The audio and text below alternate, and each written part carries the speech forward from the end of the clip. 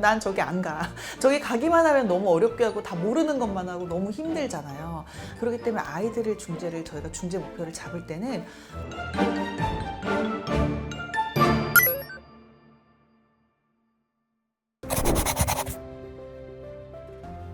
치료 효과가 과연 있는가? 이런 질문들을 많이 하죠. 심지어 저희 대학원생들이 수업을 들으러 와서도 아주 조심스럽게 저한테 질문을 할 때가 있어요. 이게 과연 내가 하는 행위가 과연 효과가 있는 게 맞는가? 이런 질문을 하고 과연 도움이 되는 게 맞는가? 라는 질문도 합니다. 하물며 부모님들도 그런 질문을 많이 하시고 직접적으로 질문은 안 하시지만 의구심이 있을 때가 있으시죠. 왜 그렇게 보이냐면 사실은 저희가 아동을 이제 중재를 할 때는 치료실에 가면 이제 아실 수 있겠지만 그냥 선생님들이 장난감 갖고 이렇게 노는 것 같아요. 그린 카드 갖고 그냥 하는 거. 무슨 말이냐면 나도 할 수 있는 거.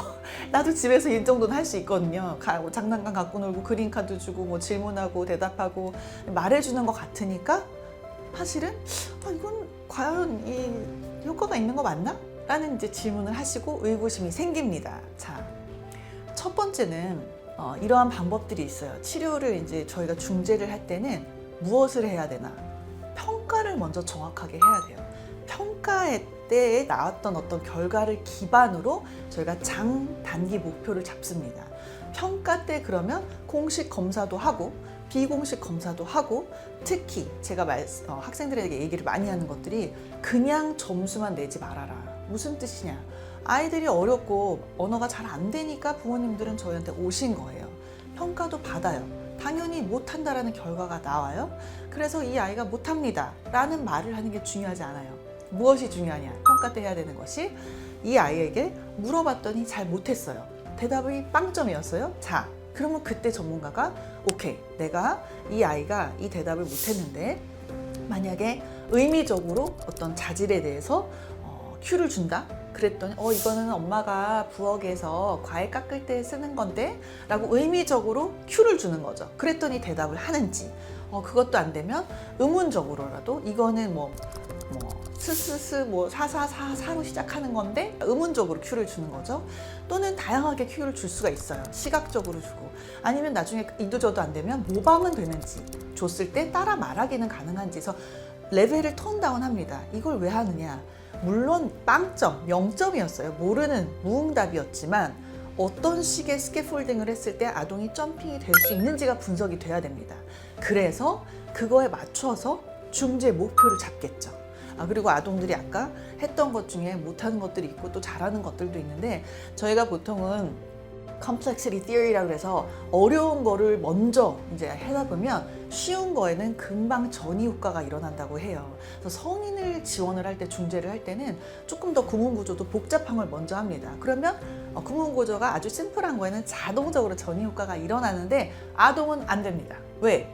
어려운 거 하면 어떻게 될까요? 아이들이 입시를 거부합니다. 무슨 뜻이냐면 난 저기 안 가. 저기 가기만 하면 너무 어렵게 하고 다 모르는 것만 하고 너무 힘들잖아요. 그렇기 때문에 아이들을 중재를 저희가 중재 목표를 잡을 때는 물론 아이들이 못하는 것들도 있지만 이렇게 프롬프팅을 줬을 때 어느 정도는 좀 올라왔던 것들도 중재 목표를 잡고 중재 목표의 우선순위가 생겨납니다. 자, 대학원 수업이 아니기 때문에 구체적인 거는 다 더 이상 못 들어가지만 이런 중재 목표를 잡으면 장단기가 있어요. 장기 목표는 본 아동이 전체적으로 세워야 되는 목표 중에 예를 들면 어휘의 수준이 80% 이상은 정반응할 수 있다. 이런 거를 세웁니다. 그럼 그 장기 목표를 가기 위한 단기 목표들을 세워요. 수용 어휘 몇 가지를 하고 표현 어휘 하고 등등등을 세웁니다. 이걸 누가 하죠? 전문가가 합니다. 전문가가 장단기 목표를 세우고 그 목표 대비 회기 계획을 세웁니다.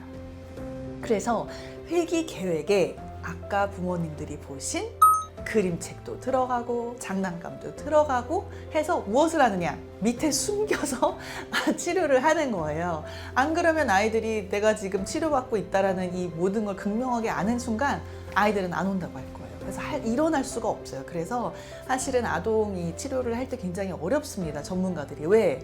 내가 너를 굉장히 즐겁게 해주고 이 시간은 너무 행복한 시간이야 라고 생각하게끔 다 구조를 맞추지만 그 아래 사실은 중재 목표들이 있는 거예요. 자, 그리고 나서 그것만 하는 것이 아니라 아까 제가 학생에게도 이제 항상 이런 질문을 하면 대답을 하고 부모님께도 저희가 하는 작업이 있습니다. 치료가 그날 하루 끝나면 나와서 전문가들이 오늘 너무 피곤했나 봐요.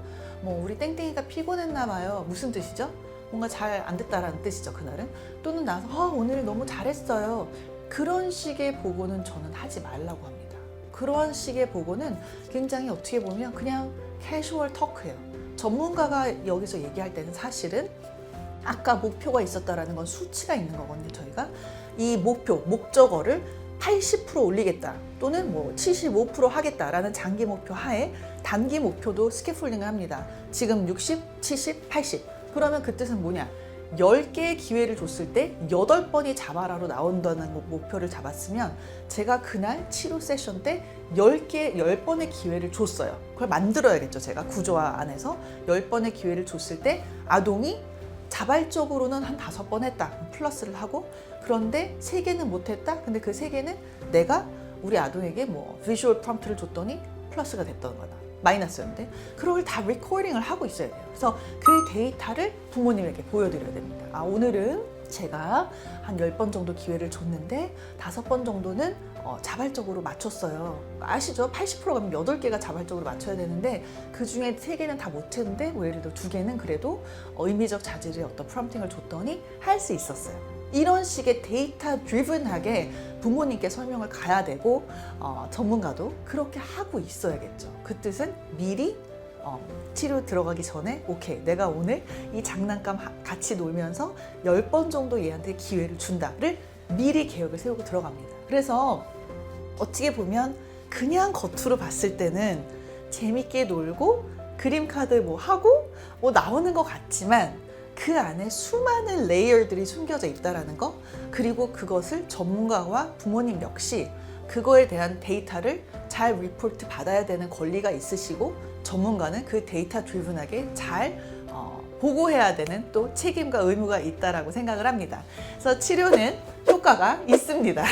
왜냐하면 이런 식으로 치료를 진행을 하는 거기 때문에 없을 수가 없죠. 왜? 프리 포스트를 찍어냅니다. 저는 처음에 왔을 때 평가 때 프리 아동의 본 능력은 이랬는데 추후 포스트는 이렇게 데이터가 올라가고 있다를 그래핑 아웃 하기 때문에 그것만 보면 그건 치료 효과를 나타낼 수 있는 것이기 때문입니다.